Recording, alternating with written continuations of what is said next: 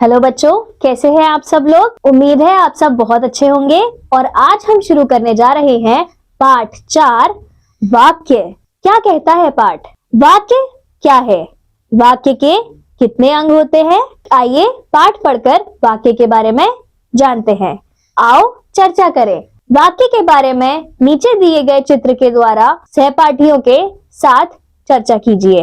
वाक्य: क नाच रहा है मोर। ख मोर नाच रहा है। का सुना रही नानी कहानी है।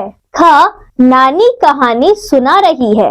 इन वाक्यों के का वाले भाग में शब्दों का क्रम ठीक नहीं है। ख वाले भाग में शब्दों का क्रम सही है। ख वाले भाग के वाक्यों का अर्थ स्पष्ट है, अतः ये वाक्य है।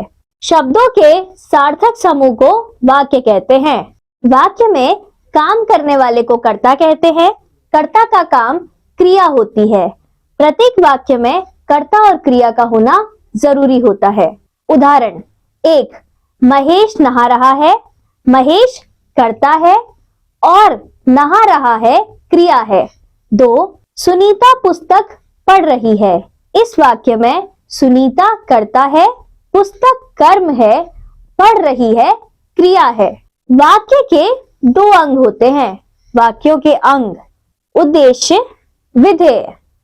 उद्देश्य: जिसके बारे में कुछ कहा जाए उसे उद्देश्य कहते हैं।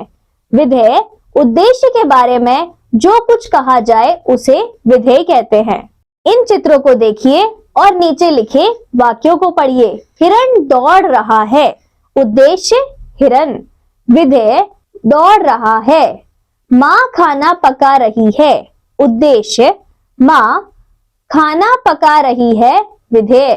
वाक्य: मेरा भाई पढ़ रहा है। उद्देश्य मेरा भाई, विधेय पढ़ रहा है। लंका का राजा रावण दुष्ट था। लंका का राजा रावण दुष्ट था। बच्चे तैर रहे हैं। बच्चे तैर रहे हैं। कोयल मीठा गाती है। कोयल मीठा गाती है। पाठ पढ़कर हमने सीखा सार्थक शब्दों के मेल से वाक्य बनते हैं। वाक्य के 2 अंग होते हैं, उद्देश्य और विधेय। उद्देश्य के बारे में जो कहा जाता है उसे विधेय कहते हैं। धन्यवाद बच्चों, अब हम मिलेंगे अगली कक्षा में।